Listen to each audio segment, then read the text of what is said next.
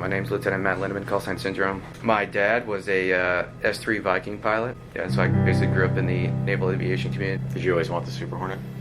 Yeah, absolutely. It was always the first choice. Luke D'Alessio, call sign Oslo. I got selected to go F-18s, which is what I always wanted to do. My dad he worked on the engines. So it's your first year on the team? Yep, this is first year. It's an interesting year. Yeah. For sure.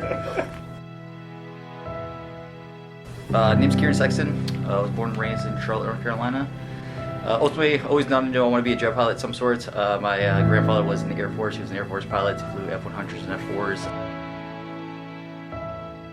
Most rewarding thing I think is just giving back. Like, I used to be that kid on the air show that was such a geek. So my grandfather was a C-47 pilot during in the Army Air Corps, and then that's kind of like inspired my dad to get in aviation. In elementary school, I'd sit in my living room and pretend that I was flying a fighter jet. I had a desire to serve, and the call to serve growing louder and louder in my life. But growing up, I wanted to be a Navy fighter pilot, fly F-18s off of aircraft carriers. So getting to do this is truly a dream come true. Oh, that's what we're trying to demonstrate to the public is, the entire flight envelope of the Super Hornet.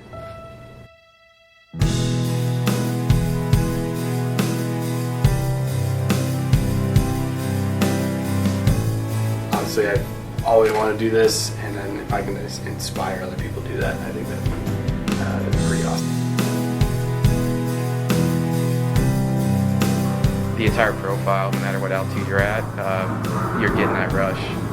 But it's obviously heightened at 200 feet. It's pretty insane. Yeah. So.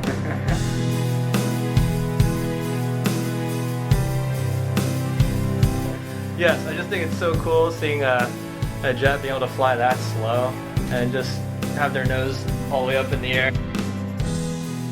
Probably the inverted whisper pass, just because obviously we don't really go upside down really at any point throughout our career outside of the demo itself.